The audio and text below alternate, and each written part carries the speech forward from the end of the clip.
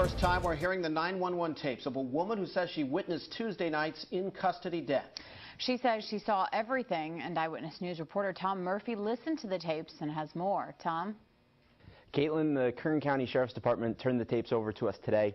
Our first chance to hear what witnesses were saying just moments after David Silva was restrained by several sheriff's deputies. He died shortly after that. Take a listen to the tape. Kern County Sheriff's Office, how can I help you? Yeah, your police officer is over here on Flowers, and I think it's Tom. What is it, Mom? Tom? There was a man laying on the floor, and your police officers beat the shit out of him and killed him. The caller continued, saying the man had been unconscious, not breathing for at least 20 minutes. The caller says she had videotape from when the sheriffs first pulled up to when she called 911.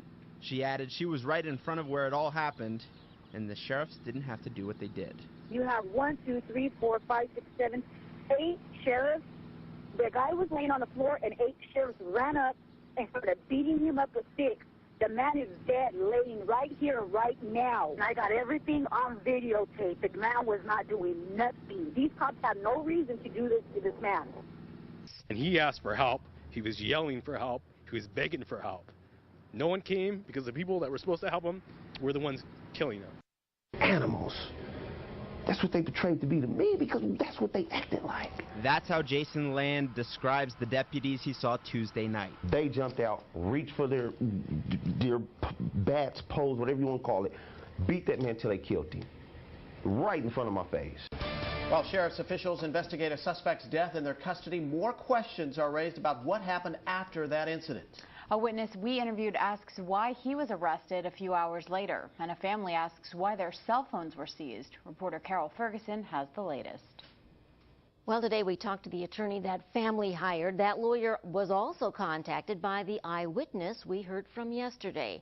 This all happened across from Kern Medical Center at about midnight on Tuesday. Officers say the suspect was reportedly intoxicated and he fought with the officers. They used batons to restrain him and he died later. 2 family members got cell phone video, and detectives arrived at their home a few hours later demanding the phones. Attorney John Teo says protocols must be followed. He questions why it took so long to get a search warrant and keeping the family in their home for hours till the search warrant arrived. Melissa Cuellar says her family wants the video to be available, and that's what they told officers. We told them we weren't going to give them our phone. And they told us that it was evidence, and pretty much my house was a crime scene because we had the evidence. I think they felt that they could intimidate these people in giving them their phones without the search warrant. And now they're holding the phones, and there's no reason to. What are we supposed to do when we're witnessing a sheriff, police officer, whoever it may be that's, works with the law, committing a crime like this, man? Who do we call? He called Eyewitness News. Even before being interviewed, Jason said he was afraid of going on camera. After speaking up, he said he felt like he was being followed by deputies. He couldn't stop thinking about what he'd seen Tuesday night. So what are they going to do to me? They do the same to me. I ran. He said he ran to the nearest friend he could find, who drove him to the hospital. If I wouldn't have said nothing, I wouldn't be in cuffs. But since I said something, I'm in cuffs. The 31-year-old, who's on felony probation for domestic violence, says he was arrested for being under the influence of PCP. Under the influence of PCP, no test, no nothing. I was not under the influence of anything. I was scared for my life. I was paranoid. Now he says he's being targeted. I believe I'm going to be targeted for the rest of my life. Land was released today and says he'll go home to his family. I'm hiding. That's what I'm going to do. I don't trust outside. When the people that's supposed to protect me for people that do that without badges, the badges will do it too. Good. Can't do it. He thinks there should be some consequences. They deserve this. They don't deserve death, because I'm not God. I don't believe anybody deserves to die. But to be taken away to where they won't be able to do that again to anybody, they got the wrong one and cut.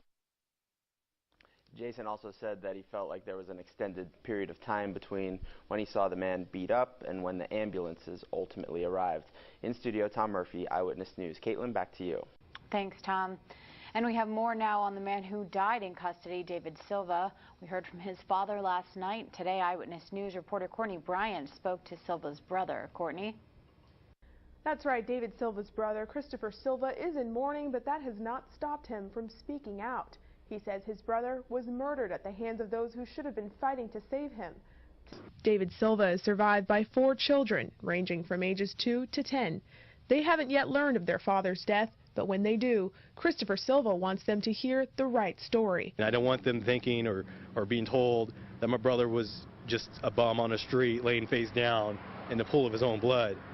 He was much more than that, and if anything, I want them to be able to know that their father meant a lot to a lot of people. Christopher Silva says the memory of his brother will encourage him and his family to fight for justice. And he asked for help. He was yelling for help. He was begging for help.